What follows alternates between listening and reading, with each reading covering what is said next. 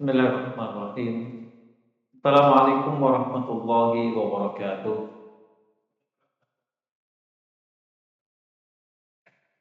Innal hamdalillahi nahmaduhu wa nasta'inu bihi wa nastaghfiruh wa nastahdihi wa natubu ilayh wa na'udzu bihi min shururi anfusina wa min sayyiati a'malina innahu may yahdihillahu fala mudilla lahu wa may yudlil fala hadiya lahu.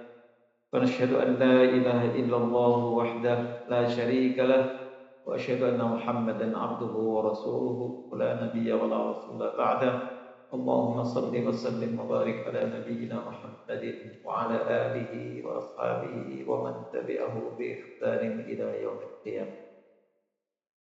أما بعد إخوتي في الله jamaah salat subuh Masjid As-Salihin yang mudah-mudahan selalu dilimpahi rahmat oleh Allah Subhanahu wa taala.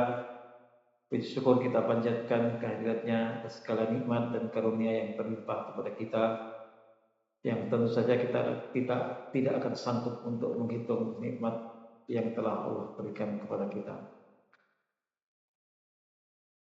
Pagi hari ini kita akan membahas tema tentang sholat khusyuk, ya, belajar sholat khusyuk dan bagaimana kiat-kiat meraih kekhusyukan dalam sholat yang kita kerjakan. Mungkin nanti ada beberapa episode ke depan untuk merampungkan tema ini. Bertolak dari firman Allah, A'udzubillahi minasyaitonirrajim, qad aflahal mu'minun alladzina hum fi sholatihim khashi'un. Di bagian awal surat Al-Mu'minun surat ke-23. Qad aflahal mu'minun, sungguh beruntung orang-orang yang beriman itu. Siapa mereka? Alladzina hum fi shalatihim khashi'un, yaitu orang-orang yang khusyuk dalam mengerjakan salat. Qad aflaha, aflaha itu dari akar kata yang selalu dikumandangkan sebelum kita mengerjakan sholat. Hayya 'alal falah. Mari kita meraih kesuksesan, mari kita meraih keberuntungan. Dan sebelum ajakan untuk meraih keberuntungan atau kesuksesan itu diawali dengan hayya 'alas sholat. Coba kita renungkan, muadzin mengumandangkan azan. Di antara inti adzan selain syahadat tauhid, syahadat rasul, ya, dan memahabesarkan Allah, maka pesan dari kumandang adzan itu adalah hayya 'alas shalah, hayya 'alal falah. Ya, mulai dari Allah Akbar, kemudian asyhadu an la ilaha illallah wa asyhadu anna muhammadar rasulullah, hayya 'alas shalah, hayya 'alal falah.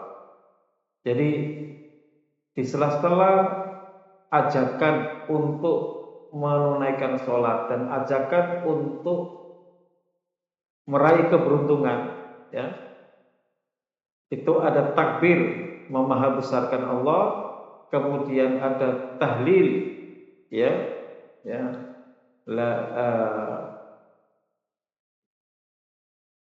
ada syahadat, ya, syahadat tauhid, dan kemudian syahadat rasul, barulah kemudian ajakan untuk mengerjakan sholat. Hayya 'alas falah, mari kita bersama-sama menunaikan sholat. Hayya 'alal falah, mari kita sama-sama meraih keberuntungan.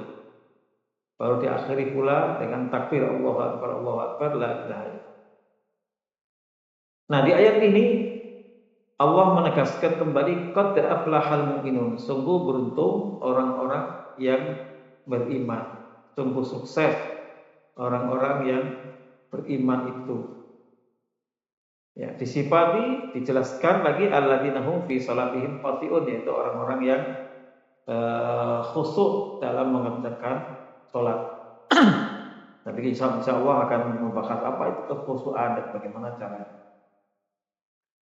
Rasulullah Shallallahu Alaihi Wasallam dalam hadis riwayat Abu Dawud, beliau mengatakan, innar rajula la yansarifu wa ma kutiba lahu illa usru salatihi tus'uha tumnuha sub'uha, sudsuha, khumsuha, rubuha, tulsuha, nisfuha. Sesungguhnya seseorang itu mengerjakan sholat.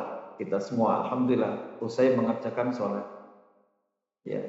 Tapi Nabi mengingatkan wa ma kutiba lahu. Tapi yang dicatat, pahala yang didapat itu, ya, illa usyru sholatihi. Ada yang hanya 1/10 dari pahala sholat yang didapat.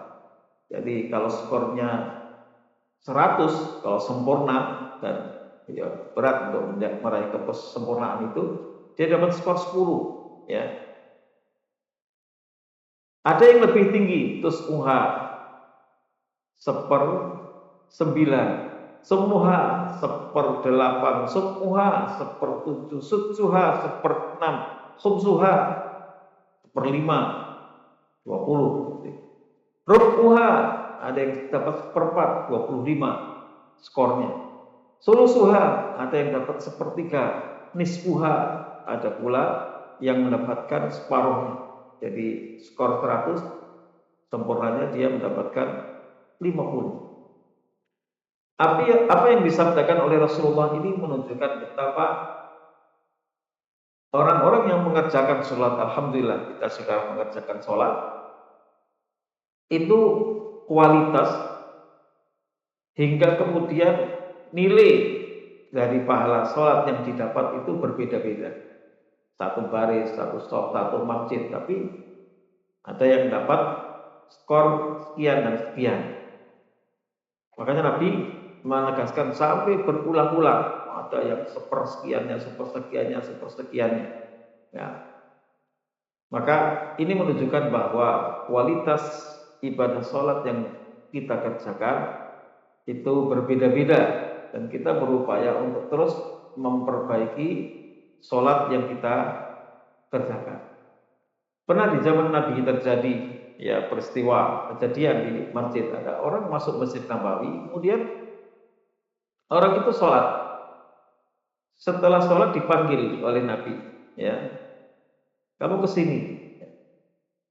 Setelah dia datang, ya, kemudian Nabi berusaha, kamu sholat lagi ya. Sholli fa innaka lam tusolli. Kamu sholat lagi. Sejatinya kamu belum sholat, ya. Itu ya. Misalkan panggil sini, sholat lagi ya. Kamu belum sholat, ya. Terus kemudian dia sholat. Setelah selesai, Rasulullah memanggil lagi.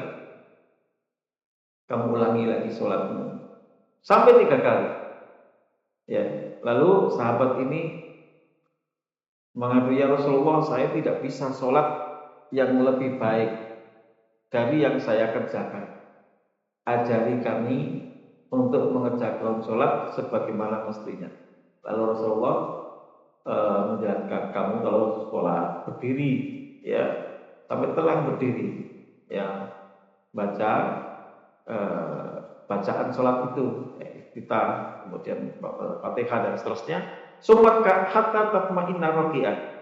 Lalu kamu rukuk hatta tatma'inna raki'ah, sampai kamu benar-benar tenang ketika rukuk. Jadi bukan rukuk gini langsung bangkit. Nah, itu kalau Nabi lihat, langsung disuruh ngulang.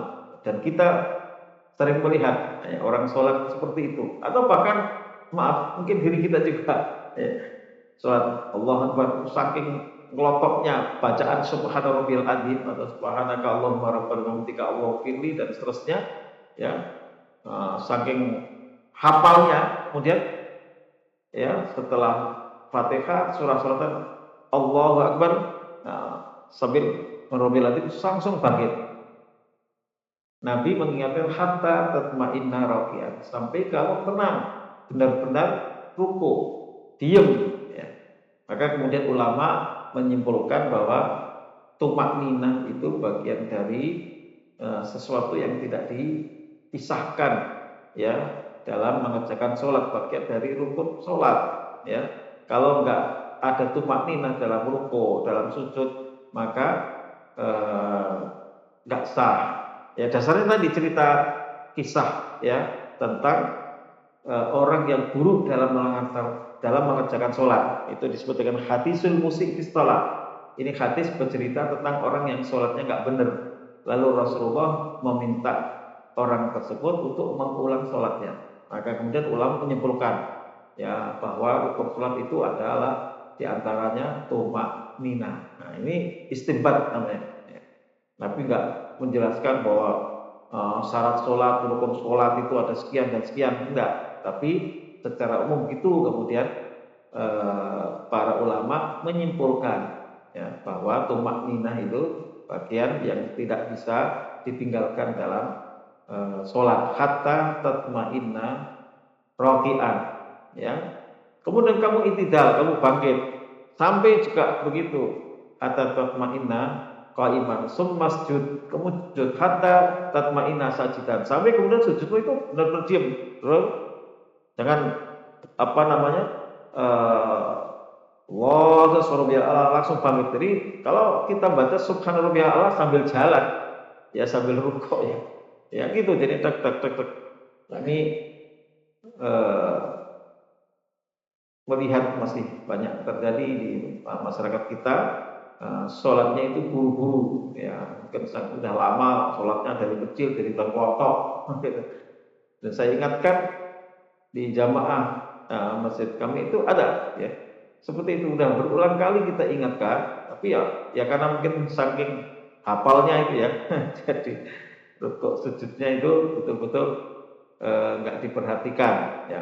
Bahkan Nabi mengingatkan bahwa rukuk dan sujud pun ada anggota sujudnya ya, ada 7 anggota sujud yang harus dipenuhi ya, ada 2 telapak kaki ya, 2 telapak tangan, 2 lutut, ya, 6 kan, tambah jabha kita, wajah kita, dan Nabi mengingatkan hidungnya ini bagian yang tidak bisa dipisahkan. 2 telapak tangan, 2 telapak kaki, dan 2 lutut, 2 kali 3, 6, tambah wajah, termasuk di dalamnya adalah hidung. Ya. Hidungnya jangan diangkat. Ini menunjukkan betapa penting upaya untuk meraih kekhusyuan dalam sholat, dan itu perlu pembelajaran. Tidak bisa serta merta langsung khusyuk luar biasa ya. Tentu perlu sebuah proses. Orang yang paham mengenai makna bacaan dan gerakan dalam sholat tentu akan berbeda ya khusyuknya dengan orang yang sama sekali tidak mengerti. Pokoknya sholat saja, Allahu Akbar pun nggak tahu artinya. Ya maha besarkan Allah, ya Allahu Akbar. Ya, kemudian baca Roma ini atau kabiro, terus kemudian Fatihah, rukuk, rukuk baca aja. Subhanallahil adzim, subhanaka Allahumma rabbana hamdika Allahumma firli, subhanal qudusun, dan seterusnya. Ya. Tapi belum memahami makna dari kalimat yang dibaca, apalagi gerakannya, hakikat dari dia rukuk, hakikat dari sujud, dan seterusnya. Maka disitulah nanti kita penting untuk memahami bacaan dan gerakan dalam sholat, sehingga mulai dari takbir sampai taslim sampai salam itu kita paham apa yang kita ucapkan, paham gerakan yang kita lakukan. Mengingat pentingnya ibadah sholat ini ya, tentunya sholat yang diterima yang seperti adalah yang khusyuk, maka Nabi mengatakan inna awwala ma yuhasabun nasu bihi yaumal qiyamati min a'malihim as-shalatu. Inna awwala ma yuhasabu alaihin nasu yaumal qiyamah. Yang mula-mula akan dihisab, akan diaudit ya, dari amalan hamba, dari manusia ini yaumal qiyamati, dari pada hari kiamat, min amalin, dari amalannya ya, adalah sholat. Jadi yang dipertanyakan, yang dipertanggungjawabkan, yang dinilai pada hari kiamat itu pertama-tama adalah sholat. Sebelum nanti ada amalan zakatnya, sedekahnya, puasa, hajinya, dan seterusnya. Maka ada amalan yang paling pokok yang mula-mula dihisab, ya, diaudit, ya, yaitu sholat. Kalau Nabi mengatakan, yaqulu Rabbuna azza wa jalla li malaikatihi wa huwa a'lam. Nanti Rabb kita Allah azza wa jalla akan berfirman kepada para malaikatnya, wa huwa a'lam. Meski Allah jauh lebih tahu, ya. Allah mengerti, tapi Allah perintahkan kepada malaikat, unduru fi sholati abdi. Coba lihat sholat yang dilakukan oleh hamba. Ya Allah Maha tahu sholat yang kualitas sholat yang dikerjakan oleh masing-masing hambanya. Tapi Allah perintahkan kepada malaikatnya, unduru fi sholati abdi. Kamu lihat sholat hambaku itu, si fulan, miliaran umat manusia, dihitung satu persatu. Unduru fi sholati abdi. Lihat sholat yang dikerjakan oleh hamba. Atammaha am naqasaha. Ya, ini sholat fardu yang dimaksudkan. Atammaha am naqasaha. Apakah dia menyempurnakan atau mengurangi? Apakah dia mengerjakan sholat fardu itu dengan sempurna? Ya. Atau ada yang kurang khusyuk, kurang sempurna, kurang macam-macam. Ya, seperti yang tadi disebutkan dalam hadis pertama yang kita sampaikan, ya, ada yang mendapatkan 1/10 sampai kemudian dapat separuh, ya, dari 10%, 15%, 20%, 25% sampai 50%, ya. Dan Nabi tidak melanjutkan yang 75% dan seterusnya, menandakan bahwa memang sholat ini sesuatu yang berat, ya. Setan mengganggu, nggak usah sholat. Lalu orang tergoda, sholat seminggu sekali aja. Kemudian ketika sholat nggak usah ke masjid, dingin lagi, ya. Akhirnya sholat, alhamdulillah, tapi di rumah. Udah ke masjid, alhamdulillah, masih ada. Sampai ada setan spesialis penggoda orang sholat, yang oleh baginda Nabi disebut hinjib atau hinjab atau hunjab. Nah, ini banyak riwayat yang menyebutkan dengan harokat yang berbeda-beda. Ya, intinya sama, karena memang nama ajam itu pengucapannya bisa berbeda-beda. Saya bandingkan dari berbagai riwayat hadis, yang populer itu adalah hinjib, yang mudah diingat dan dilafadzkan. Ada yang membaca hinjab, ya, ala wazni apa itu. Jadi biasanya dalam bahasa ajam yang diserap ke bahasa Arab itu diikutkan pada lafaz yang ada dalam bahasa Arab. Fi'lil, hinjib. Ada yang baca hinjab, ada yang membaca hunjab, dan ada yang membaca khonjab. Nah, jadi ada 4 penyebutan, tapi hurufnya sama. Itu sama kalau kita dalam bahasa kita ini, kita menyebut Muhammad, Pak Muhammad, kelamaan dan terlalu berat. Pak Muhammad. Lalu orang Betawi memanggilnya Pak Mehmet. Kalau di Malaysia biasanya cuma disingkat MOHD, Pak Mot, Pirmot. Saya punya kenalan orang Malaysia, namanya Pirmot. Mut itu Muhammad. Pir, India, orang Mama. Orang Mama itu orang nyebut India Muslim. Namanya Pirmot. Pirmot itu Pir Muhammad. PEERMOHD. Itu Muhammad itu disingkat. Kalau orang Turki, Mehmet, Muhammad jadi Mehmet. Ya segitu. Ibrahim, Ibroha, Abraham, lebih singkat lagi Ibrahim. Nah, ya, saya punya tetangga dulu, orang keturunan Hadrami, orang asli Yaman, namanya Ibrahim. Semua kanan kiri orang masjid menyebutnya Pak Ibrahim. Ya. Saya punya kawan juga di Maroko dulu kalau ketemu kenalan waktu umroh, Ibrahim Aznir, Ibrahim. Ya, memang nyebutnya Ibrahim, maksudnya adalah Ibrahim atau Ibroham atau Abraham. Nah itu Ibrahim, ya, Ibrahim Diaz, pemain bola. Ya. Ada setan namanya hijib atau hujab atau hijab, ya, menggoda orang yang sholat supaya tidak khusyuk. Baik, kita lanjutkan. Apa yang diperintahkan oleh Allah kepada malaikatnya, undur fi sholati abdi, lihat sholat yang dilakukan oleh hambaku, atammaha amna kosoha, apakah dia mengerjakannya secara sempurna, amna kosoha, atau yang dilakukannya itu nggak sempurna, ada yang kurang. Fa in kanat tammatan, kalau sholat fardunya itu sempurna, kutibat lahu tamatan, ditulis sempurna. Ya, dah lolos ini. Wa in kana taqasa minha syai'an, bagaimana kalau tidak sempurna? Ada kurangnya. Ya, kalau bahasa Jawanya itu godeng. Godeng itu ada yang enggak lengkap.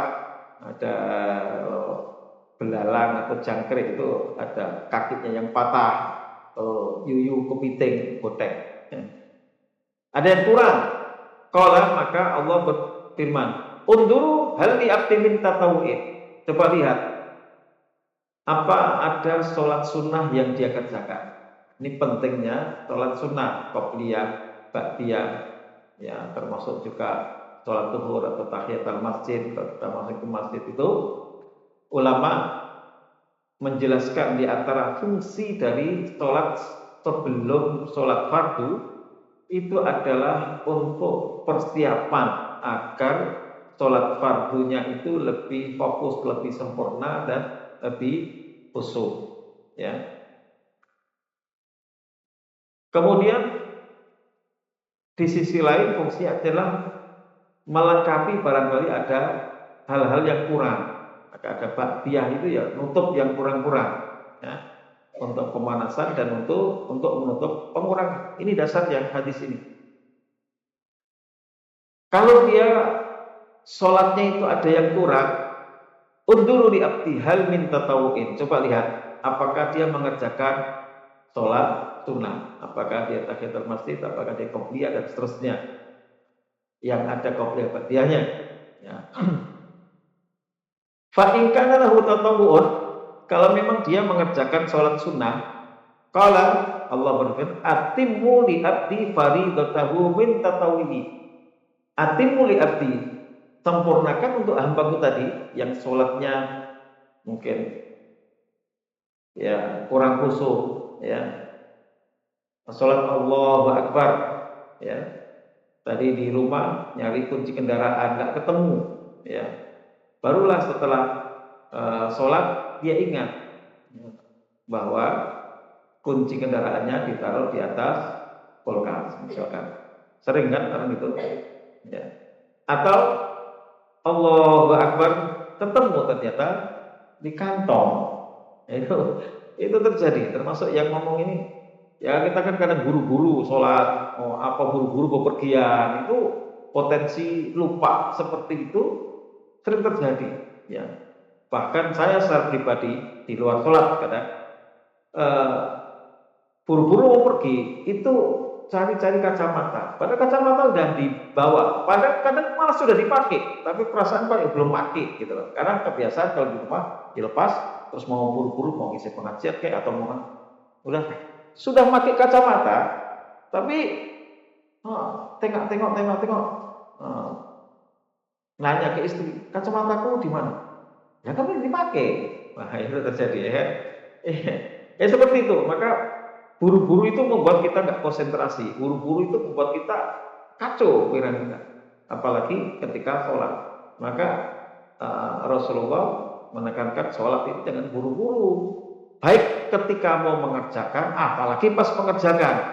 Pas mau mengerjakan, coba habis itu langsung apa namanya, bablas. Ya, yang penting sholat. Ya, alhamdulillah mau sholat. Tapi kalau kita sadari bahwa sholat itu ya memang kalau nggak dilakukan secara sempurna. Atimu li abdi faridatahu min tatawihi, kata Nabi. Coba sempurnakan kalau begitu sholat fardunya dari tatawu, dari sholat sunnah. Jadi ditambah. Jadi pada saat ada kebocoran dari sholat yang dilakukan, sholat fardu maksudnya yang kurang sempurna, ada bocornya, maka ya ditempel oleh sholat sunnahnya. Atimmu li abdi faridatahu min tatawi. Dan catat sempurnakan sholat fardu yang dilakukan oleh hambaku tadi karena dia mengerjakan sholat sunnah. Tapi sesungguhnya sholat fardu itu akan bisa kita laksanakan dengan baik kalau kita memang sudah mengawali dengan sholat sunnah. Ibarat olahraga itu pemanasan, warming up. Tsumma khadul a'malu ala dakum. Nah, setelah itu barulah amalan-amalan lain nanti ngikuti. Setelah sholat ibadah sholat itu diberesin. Ya. Hadis lain tentang pentingnya kekhusyuan dalam sholat. Nabi mengingatkan dalam hadis riwayat Tabrani, awwalu ma yurfa'u min hadil ummati al-khushu' hatta la tara fiha khasi'at. Yang mula-mula diangkat oleh Allah dari umat ini itu adalah al-khushu', kekhusyuan. Ya. Hatta la tara fiha khasi'at, sehingga engkau tidak lagi melihat orang yang khusyuk di tengah-tengah mereka. Coba kita perhatikan ya, dalam kehidupan kita sehari-hari. Berbagai hal yang membuat hati kita keras, ya, itu viral, ya, di stasiun televisi. Mana yang ratingnya paling tinggi? Pastilah guyonan, pastilah lawakan, ya. Bahkan maaf balik atau apa, itu yang banyak diundang. Yang ada lucunya, yang jenaka. Ya kan? Kalau ngaji betulan, yang mendengarkan nggak banyak, ya. Bahkan mungkin cenderung ngantuk. Tapi kalau situ lawakan, ya sepanjang ngaji 1 jam, 2 jam, nggak apa-apa, wong itu guyonan. Tapi habis itu pulang ya, gimana tadi ustadznya? Gimana? Keren, lucu banget.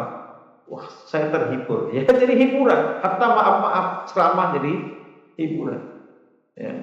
Sehingga yang banyak diminati itu ya sifatnya hiburan-hiburan begitu, dan tentu saja kebanyakan tertawa itu tentu akan bisa mengurangi kelembutan hati. Ya tentu jangan kemudian orang sepanang terus tegang, enggak. Ya ada saatnya kita bercanda, ada saatnya kita hiburan, tapi jangan sepanjang waktu isinya hiburan, apalagi jenaka, apalagi di situ lelucon-lelucon yang tidak mendidik, bahkan ada sifat merendahkan orang, ada sifatnya yang maaf yang tidak etis dan seterusnya, ya bully-bulian, ya apa istilah sekarang ada yang agak mungkin yang roasting dan seterusnya. Nah, tindakan-tindakan itu jika dilakukan secara berlebihan, maka akan menjadikan hati ini ya sulit khusyuk.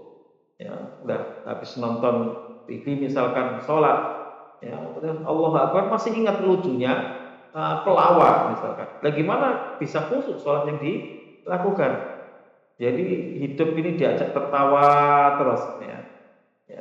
Kalau tidak ada lawakan ya stres, karena yang dipikir macam-macam, masih mikir cicilan kayak kredit ini, kredit itu, anaknya, istrinya, suaminya, mumet. Akhirnya orang dilupakan, diajak untuk melupakan sejenak dengan menonton tontonan-tontonan yang sifatnya hiburan. Tidak menyelesaikan masalah sebenarnya.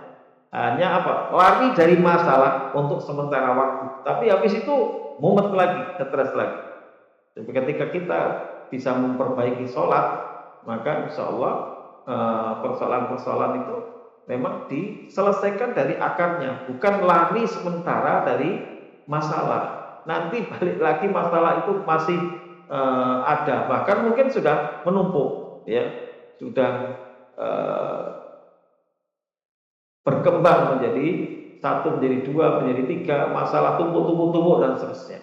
Ya, maka Allah mengingatkan wasta'inu bis sabri was salat. Kalian memintalah pertolongan kepada Allah dengan cara apa? Bersabar dan juga mengerjakan sholat. Wa innaha lakabiratun illa alal khashiin. Tapi berat tuh untuk bisa bersabar, untuk sholat sebagaimana mestinya. Wa innaha, sesungguhnya itu semua lakabiratun, berat, illa alal khashiin, kecuali bagi orang-orang yang khusyuk. Ya. Jadi sama-sama sholat, sholat ya sholat, tapi pulang dari masjid hambar. Ya, kenapa? Sholatnya tidak khusyuk. Maka Nabi mengingatkan awwaluma yurfa'u min hadhihi al-ummati al-khusyu'u hatta la tara fiha khashi'an. Yang pertama-tama akan diangkat, dicabut oleh Allah dari umat ini adalah kekhusyuan. Nah, jadi isinya guyonan terus ya. Ya. Mestilah seimbang. Allah di dalam Al-Quran memerintahkan kita falyadhaku qalilan wal yabku katsiran. Sebentar, ini tak cari ayatnya, saya lupa. Falyadhaku qalilan, hendaklah mereka itu tertawanya sedikit, ya. Falyadhaku qalilan wal yabku katsiran, tapi hendaklah mereka itu menangisnya itu banyak, ya. Ada dalam surat At-Taubah ayat 82, ya.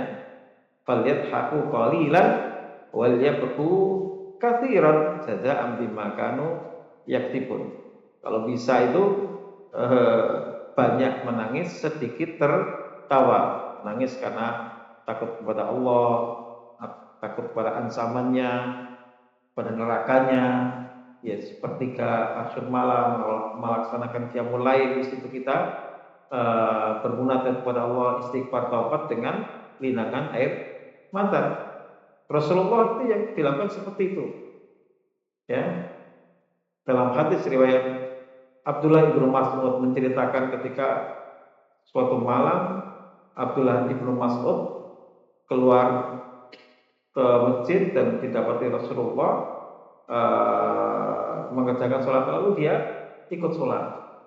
Pernah juga meminta kepada Ibnu Mas'ud, Rasulullah meminta kepada Ibnu Mas'ud, ya Aba Abdillah, wahai Abdullah ibnu Mas'ud, ikra alayya Quran, tolong bacakan Al-Quran kepadaku, aku ingin mendengar engkau baca Al-Quran. Ya Rasulullah, kaifa akra'u alaika wa alaika unzila, bagaimana kami membacakan Al-Quran kepada baginda, bukankah Al-Quran ini diturunkan kepada baginda? Beratlah, segan. La fa inni uridu an asma'a min ghairi, kata Nabi. Aku ingin mendengar bacaan Al-Quran dari orang lain. Lalu Ibnu Mas'ud membaca surat An-Nisa sampai ayat ke-40. Berapa itu? Fakaifa idza ji'na min kulli ummatin bi syahidin wa ji'na bika ala haula'i syahida. Nah, kalau enggak salah ayat ke 43 ya. 41 ya. Fakaifa idza ji'na min kulli ummatin bi syahidin wa ji'na bika ala haula'i syahida. Surat An-Nisa surat keempat ayat 41. Jadi 41 ayat yang dibaca oleh Abdullah ibnu Mas'ud di hadapan baginda Nabi. Bagaimanakah keadaan orang-orang kafir nanti jika kami mendatangkan seorang saksi, kata Allah, yaitu Rasul, dan setiap umat, dari setiap umat kami datangkan seorang saksi, maksudnya Rasul, dari setiap umat, umat Musa, umat Nabi Sulaiman dan seterusnya, dan kamu mendatangkan engkau Muhammad sebagai saksi atas mereka. Ya, ketika Abdullah ibnu Mas'ud membaca ayat ke-41 dari ayat pertama, ya ayyuhan nasu rabbakum alladzi khalaqakum min nafsin wahidatin wa khalaqa minha zawjaha wa bassa minhuma rijalan katsiran wa nisaa'a wattaqullaha alladzi tasaaluna bihi wal arham innallaha kana 'alaykum raqiba, dan seterusnya sampai ayat fa kaifa idza ji'na kulli ummatin bi syahidin wa ji'na bika 'ala haula'i syahida. Maka Rasulullah eh, mengatakan hasbuh, ya, Ibnu Mas'ud, udah cukup sampai di situ. Ya, ketika sudah 41 ayat dibacakan kepada baginda Nabi, lalu kata Abdullah Ibnu Mas'ud, lalu saya lirik baginda Nabi, saya lirik. Fa inna ainahu tadrifani. Rasulullah ternyata menangis, kedua mata beliau berlinang air mata. Seperti itu. Jadi kita jarang yang dilatih, ya, untuk menangis. Ya, itu perlu, ya. Ada nggak Ustadz atau balik yang mengajak kita untuk melembutkan hati, ya, bukan tertawa dulu, tapi apa? Mengajak kita untuk melembutkan hati agar mudah khusyuk, ya. Saya pernah diundang oleh jamaah. Kemudian sebelum itu dia minta ketemu, minta apa yang nanti disampaikan. Nah, di antara tuntutannya adalah ini pengajian tablik, gitu ya, tablik kabar lah istilahnya, bukan kajian seperti ini. Ustadz, nanti tolong banyak jenakannya saja ya, banyak lucunya ya. Jadi tuntutannya, permintaannya adalah banyak lucu. Ya, ya sudah, saya nggak bisa saya melucu, saya nggak pelawak, ya, saya guru ngaji. Ya, terus gimana ya? Nggak usah aja, cari yang lain, jangan saya. Katanya, ya, jadi suruh ceramah, tapi suruh ngelucu. Nah, jadi disetir oleh panitia. Kalau nggak lucu nanti nggak seru, dan ya orang kecewa, bahkan mungkin ngantuk. Ya sudah, cari yang lain, jangan cari saya. Kalau saya nggak bisa saya untuk apa namanya buat jenaka yang lucu, bahkan kadang maaf ada lucu-lucu yang dibuat-buat atau ada sekedar gaya saja. Ya, sebenarnya nggak lucu, tapi karena gayanya ya gitu, akhirnya dianggap itu menarik. Jadi bukan lagi untuk penyampaian ilmu, tapi lebih kepada hiburan. Coba kalau ada yang sebaliknya, dan mestinya berupaya ada dai mubalik ya, mengajak kita untuk bisa menangis, mengingat dosa, ya, kemudian supaya hati kita itu menjadi lembut, ya. Perlu apa namanya tadabbur, ya, sentuhan-sentuhan, ya, yang sifatnya bukan ini, bukan malam-malam qiyamul lail, ya, pelatihan kalau jamaah, kalau qiyamul lail berjamaah apa ya, nggak ada contohnya, tapi sebagai tadrib sah-sah saja, misalkan kita untuk melatih diri, itu sekolah itu ibaratnya. Tapi kalau dibiasakan dan terus-terusan jangan, nanti menjadi tasrik, itu nanti bid'ah nanti jadinya nanti, ya. Jadi untuk suatu latihan, ya, sah-sah saja untuk melatih ini, misalkan ada tahajud berjamaah. Tapi intinya bahwa qiyamul lail selain tarawih tentu tidak ada contohnya berjamaah, kecuali dengan keluarga, ya. Bahkan tarawih sendiri atau qiyamul lail, qiyamul Ramadan itu ya sejak zaman Nabi dan juga dilanjutkan oleh zaman Abu Bakar, itu nggak ada tarawih bata isya berjamaah, itu nggak ada, ya. Baru di zaman Sayyidina Umar, ya udah biar rapi saja. Nah, kemudian disatukan, ya, ayo sholat bersama-sama. Kemudian ada perdebatan berapa rakaatnya dan seterusnya, sampai itu kemudian tradisi sampai zaman kita. Itu tentu dasarnya adalah alaikum bisunnati wa sunnatil khulafa'ir rasyidin al mahdiyyin. Kalian mestilah mengikuti sunnahku dan yang juga disunnahkan oleh para wakilku yang mendapat petunjuk. Sunnah khulafa'ir rasyidin, sunnahnya Umar, yaitu sholat tarawih berjamaah. Nabi nggak pernah melakukan, hanya pernah di masjid 3 atau 4 kali dan diikuti oleh 1-2 orang sahabat. Kemudian Rasulullah tidak lagi mengerjakan qiyam Ramadan di dalam masjid. Kalau di zaman Umar, masjid ini qiyam mulai, wah, takar-takar sholat sendiri-sendiri, ya, akhirnya disatuin. Lalu Umar mengatakan ini kreasi yang terbaik, ini ya ini, ya, disatuin. Nikmat al-bid'atu hadhihi. Ini adalah sebaik-baik bid'ah adalah ini. Lalu kemudian ulama menyebutkan ini bid'ah hasanah. Ya, macam-macam itu kesimpulannya. Enggak ada, semua bid'ah itu ya sesat.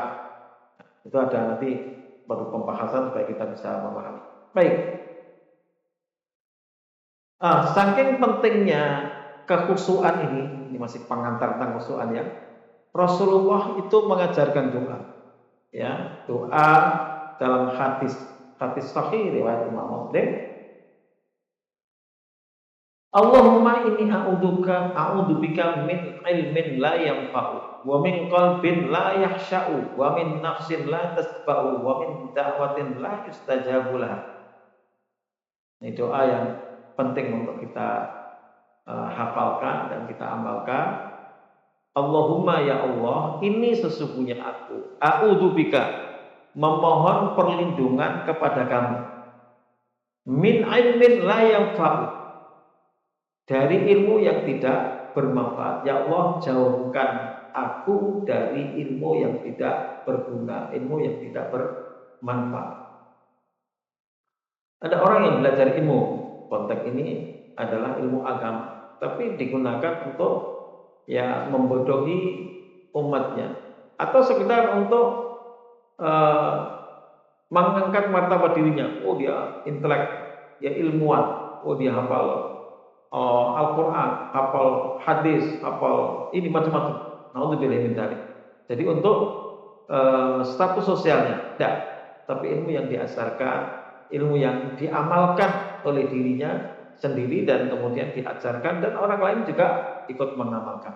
Allahumma inni a'udzubika min ilmin la yanfa'u. Ya Allah, aku berlindung kepadamu dari ilmu yang tidak berguna.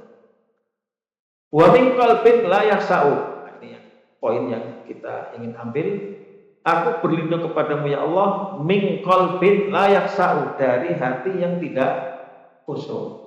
Maka segala faktor yang menguatkan kekhusyuan itu mesti kita siram ya, berbagai ikhtiar, ya, memahami makna bacaan sholat, memahami ayat-ayat Al-Quran, kajian tafsir dan seterusnya, itu semuanya akan mendukung kekhusyuan. Maka Nabi berlindung kepada Allah min qalbin la yakhsha'u. Ya Allah, aku berlindung kepadamu dari hati yang tidak khusyuk. Wa min nafsin la tasba'u. Aku berlindung kepadamu ya Allah dari jiwa yang tidak pernah kenyang, serakah terus, sudah punya ini punya itu merasa belum punya, ya, kekuasaan dan seterusnya, nggak pernah kenyang. Baik, ini bukan berarti hanya makanan. Kalau makanan itu kenyang-kenyang makanan ya agak satu piring dua piring sudah nggak muat. Tapi jiwa yang tidak kenyang, ya, mungkin harta sampai laut pun di kapling-kapling, ya, mau dibikin macam-macam, ya, nggak puas dengan daratan, bikin lautan dan seterusnya, ya, dan viral. Nggak akan ini, duitnya sudah bagi kita nggak bisa ngitung, tapi masih aja, dan dengan cara-cara yang ya nggak benar. Ya, itu nafsin latas bau. Kalau orang udah serakah itu ya, punya berapapun tidak akan pernah puas. Al-haakumut takatsur hatta zurtumul maqabir. Berbangga-bangga dengan nilai yang banyak, harta, pengaruh dan seterusnya, follower. Itu coba kalau ada orang punya follower sudah dapat 1.000, wah, lumayan bagus. 2.000 sampai udah jutaan itu ya masih kurang terus. Katanya kemudian membuat blunder lalu unfollow itu segitu itu, ya. Wa min nafsin la tasbau. Aku berlindung kepadamu ya Allah dari jiwa yang tidak pernah kenyang. Wa min da'watin la yustajabu laha. Dan aku berlindung kepadamu dari doa yang tidak dikabulkan.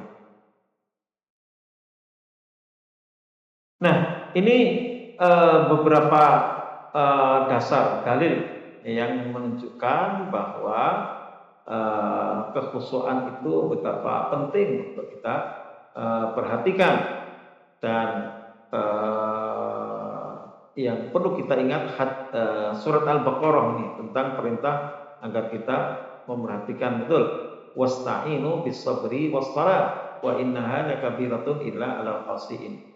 Mintalah pertolongan kepada Allah dengan cara sabar dan dengan mengerjakan sholat. Tapi itu berat. Wa innaha lakibiratun illa al khasiin. Itu berat sekali kecuali bagi orang-orang yang khusyuk. Berarti kekhusyuan itu sesuatu yang akan membuat yang berat itu menjadi ringan. Ini surat Al-Baqarah ayat 45. Apa sih sebenarnya kekhusyuan itu? Ya, kita tadi bicara tentang khusyuk, ya. Nah, secara bahasa arti khusyuk itu al-khudu, tunduk. Jadi kalau begini itu nggak khusyuk, nantang ini. Karena apa? Pikiran mesti kemana-mana. Ya, kalau orang bilang mentengkelek, mentengkelek, apa bertolak pinggang. Tapi kalau orang itu gini, ya potensinya dia itu secara bahasa itu betul, nunduk, ya al khusu wal khudu, ya menundukkan kepala. Makanya pernah di zaman Nabi ada yang sholat itu tengok-tengok bahkan ke langit, tengok Allah baini wa baina khotoya kama ta baina masjid bahkan sekarang maaf ada yang pernah viral tuh sholat tapi masih sambil buka HP kan gitu.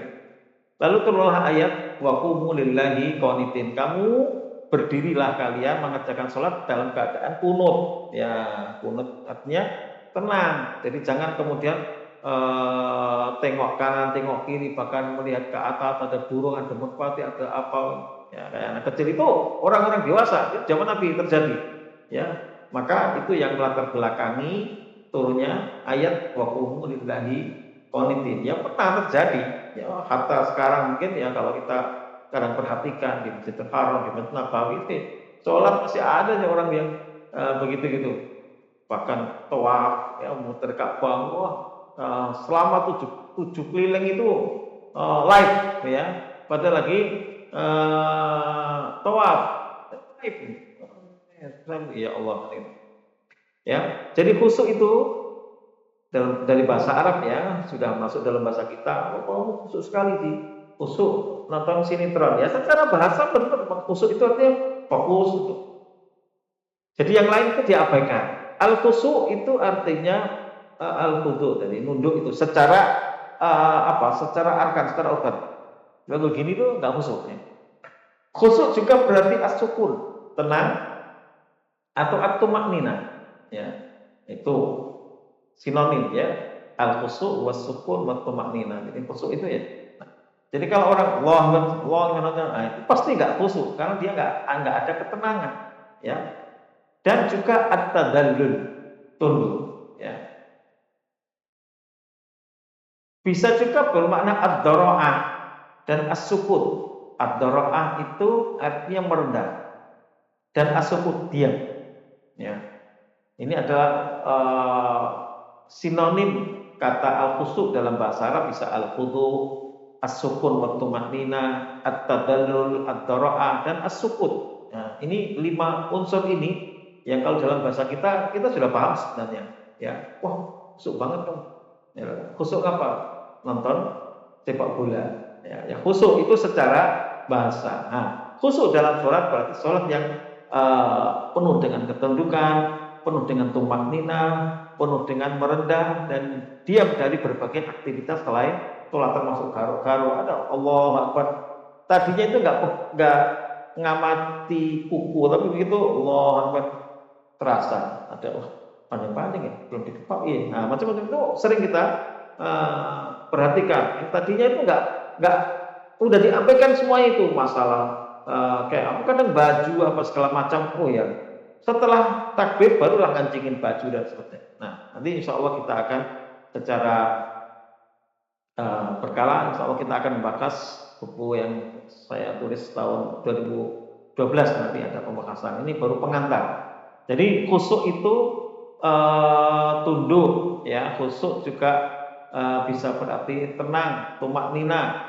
Khusyuk juga berarti merendah dan diam, ya. Jadi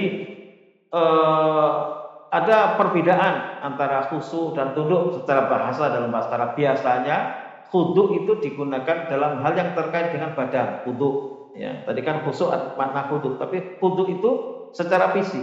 Sedangkan khusyuk dipakai untuk sesuatu yang terkait dengan hati, ya, suara, penglihatan dan sebagainya. Jadi khusyuk itu internal. Kalau khudu itu organ yang luar. Tapi keduanya sejatinya adalah sesuatu yang sama.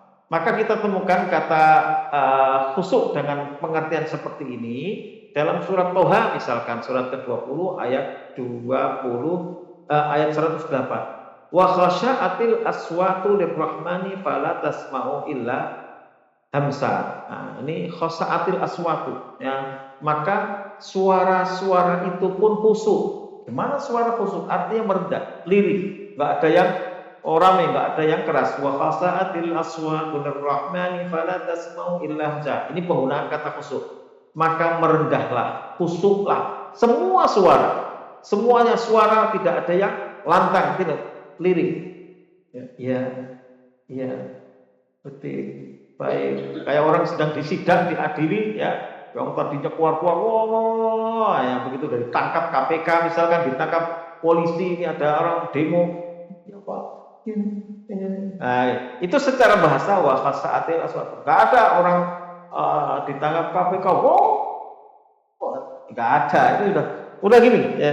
Jadi suaranya lirih, kemudian sikapnya masih menunduk. Wah, ada orang kita kasih baju kuning kemudian petentang-petenteng, nggak ada, mesti khusyuk. Nah, itu secara bahasa itu khusyuk fisiknya, organnya, dan khusyuk sikapnya. Maka Al-Quran memberikan contoh penggunaan ya kata khusyuk, wa khasa'atil aswatu lirrahmani fala tasma'u illa hamsa, dan merendahlah, khusyuklah semua suara kepada Allah dan yang Maha Rahman, maka kamu tidak akan mendengar kecuali bisikan-bisikan saja.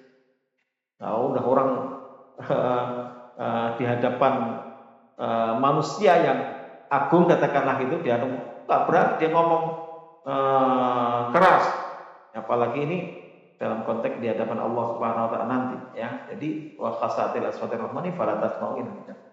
Kemudian juga kita temukan kata penggunaan kata khusyuk dalam arti tunduk, ya. Jadi di antara bacaan rukuk yang mungkin kita jarang atau bahkan nggak ada yang ketika rukuk membaca bacaan seperti ini, khasya'alaka sam'i wa basari wa mukhi wa admi. Ini hadis sahih riwayat Muslim. Jadi Rasulullah ketika rukuk Allahu Akbar, kalau kita membaca subhanallahil azim atau mungkin ada tambahan hamdi, ini kolaborasi dua riwayat Abu Dawud, subhanallahil azim wa bihamdi, ini paling banyak dipakai di Indonesia, atau subhanaka Allahumma rabbana bihamdika Allahumma ighfirli, atau subuhun quddus rabbuna wa la malaikati marruh. Nabi mencontohkan bacaan lain. Ketika rukuk Nabi mengatakan khasya'alaka sam'i wa basari wa mukhi wa admi. Khusyuklah, artinya tunduklah kepadamu ya Allah, pendengaranku, penglihatanku, otakku, dan tolangku, kabeh tunduk, semuanya tunduk kepada Allah. Ini khusyuk. Ini doa rukuk yang mungkin kita hampir nggak ada yang menggunakan, ya. Ta'alaka sam'i wa basari wa mukhi wa admi. Jadi kekhusyukan itu kami simpulkan merupakan ketenangan hati dan anggota badan, luar dan dalam. Ya kan Nabi mengatakan ada orang yang sholatnya itu lau khasa'at kalau khasa'al qalbu la khasa'at al jawarih. Kalau hatinya khusyuk, mesti organ tubuhnya akan ikut khusyuk. Ada orang gini-gini, tangannya, apanya segala macam, tengok-tengok, geleng-geleng, pasti hatinya juga kemana-mana. Ya. Jadi ketenangan hati itulah kekhusyukan, dan juga ketenangan anggota badan, merendah dan menunjukkan ketundukan serta menghinakan diri karena takut kepada Allah Subhanahu wa taala, dan juga karena menghadirkan keagungannya. Hal ini akan membuahkan sikap menundukkan pandangan, tidak menoleh ke sana sini, serta tidak bermain-main ketika sedang mengerjakan sholat. Baik, ini penjelasan awal tentang kekhusyukan dalam sholat.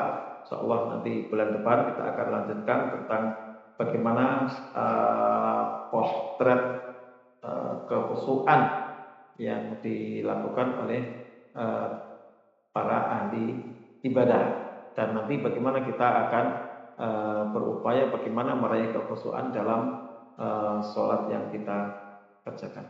Barangkali ada pertanyaan? Apa?